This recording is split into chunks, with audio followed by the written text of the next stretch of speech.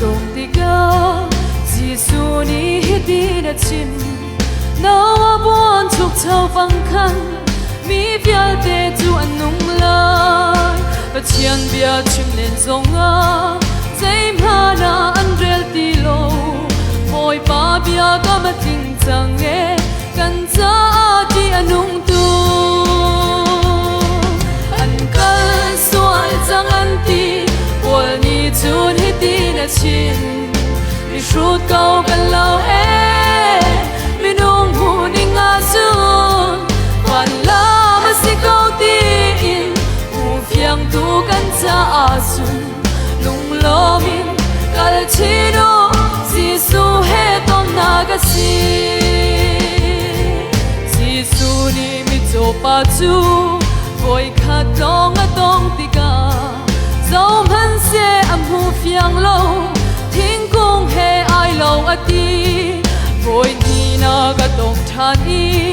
fiang te i na mu khâu bang voi ni shin lo mi zum tu chu tha rau mi cho mi an si an kal sual chang an ti ol ni chun hi ti na chin mi shrut kau kan lo e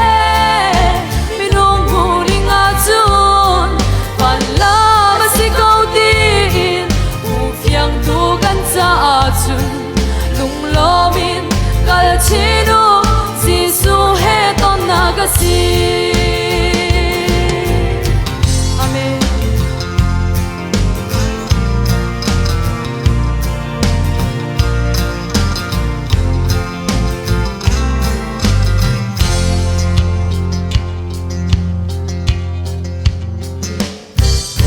atu liao zum tu pol chu kal sual ko hi an ti chen Pentecost ni hung firman khwa rua har nak chil atung me sit he ai lo mi lei ni chu na tong chiao nai tharau in an kha di tika su an ri tia an tin ha an kal sual chang an ti pol ni chun hi ti na chim mi shrut kau kan lau e mi nung hu ni nga chun van la ma si kau ti u fiang tu kan cha chun lung lo min kal chino Giêsu he ton na ga si prophet Joel chim bangin voi pa bia kam chu ating nan phanu pha pan hani lan nak zong an hu tak chang tar zong ni mang an mang chang tha rau mi din hei chuan lo kal sualin nam hu mi nun hi Giêsu he tong mi an si amen an kal sual chang an ti ol ni chun hi ti na chin mi shrut kau kan lau e mi nung hu ni nga chun van la ma si kau ti in fiang tu kan cha chun lung lo min kal chino Giêsu he ton na ga si an kal sual chang an ti ol ni chun hi ti na chin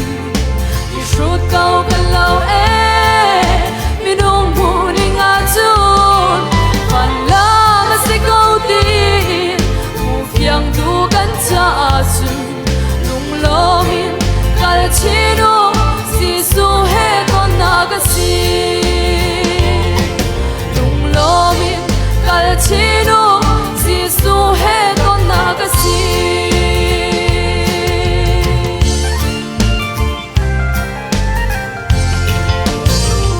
kan dilak cha boy pani thok kan chop jak se amen